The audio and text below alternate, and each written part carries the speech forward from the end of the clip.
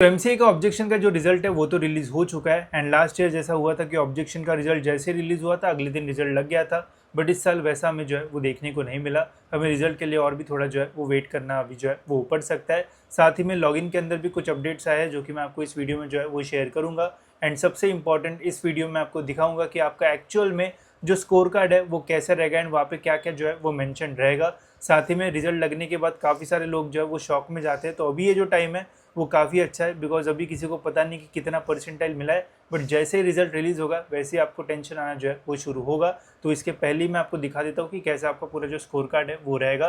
तो सबसे पहले कुछ अपडेट्स मैं आपको बता देता हूँ। तो अगर आप अभी सीईटी की वेबसाइट पे लॉगिन करोगे एंड एमसीए का पोर्टल खोलोगे तो यहाँ पे आप देख सकते हो यहाँ पे हमें अभी स्कोर कार्ड का जो ऑप्शन है वो दिख रहा है एंड ये क्लिकेबल भी अब जो है वो हो चुका है।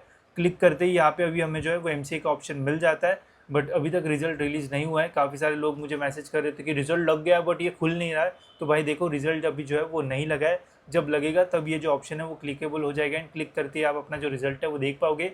जब लगेगा तब आपको तो पता ही है मैं आपको वीडियो बना के जो है वो अपडेट कर दूंगा। तो उसका जो है वो टेंशन मत लो। एंड जैसा मैंने आपको बोला था कि 15 तारीख तक तो आपको जो है वो वेट करना चाहिए। 15 तारीख तक जो है लगने के मैक्सिमम जो चांसेस है वो रहेंगे। अगर 15 तारीख तक भी रिजल्ट नहीं लगता है तो फिर डिले होने के जो चांसेस है वो रह सकते हैं। ठीक है, तो ये कुछ अपडेट्स है। अब गाइज मैं आपको जो ऑफिशियल कैसा पूरा स्कोर कार्ड रहता है वो जो है वो दिखा देता हूँ एंड इससे फिर जब रिजल्ट लगेगा तो ज़्यादा शॉक वगैरह जो है वो कम लगेंगे आपको।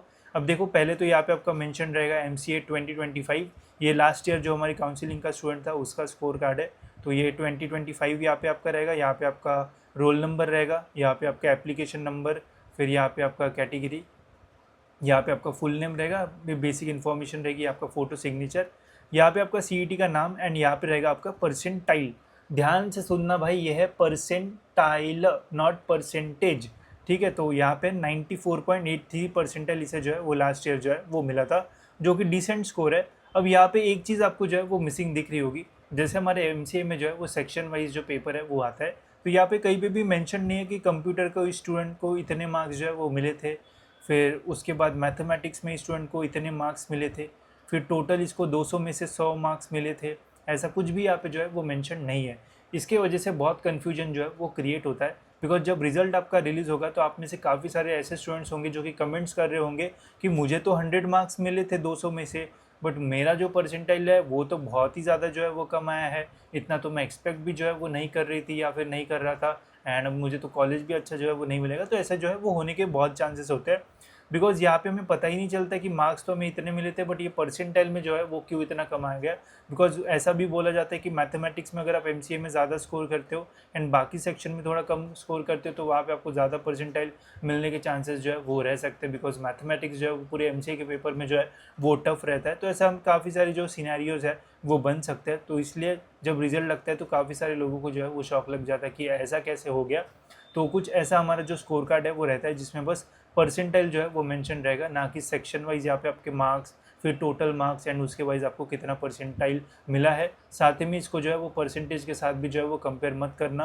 नहीं तो काफ़ी सारे लोग क्या करते हैं कि 200 मार्क का पेपर था, अब 200 में से मुझे 100 मार्क्स मिल गए तो समझ लो कि अभी मुझे जो है वो 50% मिलेगा। ठीक है, तो ऐसा बिल्कुल नहीं है, ये परसेंटाइल है ना कि परसेंटेज। साथ ही में यहाँ पे और एक चीज़ आपको यहाँ पे देखने को मिल जाएगी कि यहाँ पे कोई भी आपका रैंक नहीं मेंशन रहता है। ठीक है, रैंक मतलब आपको ये नहीं पता चलेगा कि महाराष्ट्र में आप अभी फ़िलहाल कौन से रैंक में हो, मतलब आपके ऊपर कितने स्टूडेंट्स हैं, आपके नीचे जो है वो अभी कितने स्टूडेंट्स हैं।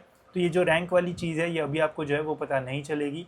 ये जब हमारा एडमिशन प्रोसेस स्टार्ट हो जाएगा उसके बाद आपको अपने जो रैंक्स है वो मिलेंगे एंड उसके बेसिस पे फिर मैं आपको कंफर्म बता पाऊंगा कि आपको कौन सा कॉलेज जो है वो मिल सकता है। परसेंटाइल से एक बेसिक आइडिया जो है वो आता है कि कौन सा कॉलेज मिल सकता है, बट रैंक से एकदम स्पेसिफिक आइडिया आ जाता है कि हमें कौन सा कॉलेज जो है वो मिलने वाला है। तो इसलिए अभी आपको रिजल्ट के लिए वेट करना पड़ेगा एंड फिर रैंक्स के लिए भी आपको जो है वो वेट करना पड़ेगा। बाकी कुछ इस टाइप का आपका जो स्कोर कार्ड है वो रहेगा एंड जल्दी हमारा इस साल का जो स्कोर कार्ड है वो भी जो है वो रिलीज़ होगा। रिलीज़ होती ही मैं आपको टाइम पे अपडेट करके जो है वो इन्फॉर्म कर दूंगा। साथ ही में एमसीए के एडमिशन के लिए गाइस हमने पर्सनल काउंसलिंग प्रोसेस भी जो है वो लॉन्च कर दी है। अगर आप चाहते हो कि आपको बढ़िया कॉलेज मिले आपके परसेंटाइल के बेसिस पे तो आप हमारी काउंसलिंग प्रोसेस ज्वाइन कर सकते हो। यहाँ पे आपको सारी चीज़ें मिलेगी जो भी एडमिशन से जो है रिलेटेड जो है वो रहती है। साथ ही में कौन से डॉक्यूमेंट्स वगैरह लगते हैं वो भी मैंने अभी यहाँ पे जो है वो डाल दिया है, ताकि अभी से आप अपने डॉक्यूमेंट जो है वो रेडी रखो एंड एडमिशन के टाइम आपको कोई भी जो प्रॉब्लम्स है वो फेस ना करना पड़े। तो इसकी लिंक आपको जो है वो डिस्क्रिप्शन में मिल जाएगी। बाकी आप भी अपडेट्स चेक करते रहना एंड जैसे मुझे कोई अपडेट मिलता है मैं ज़रूर आपको टाइम पे जो है वो इन्फॉर्म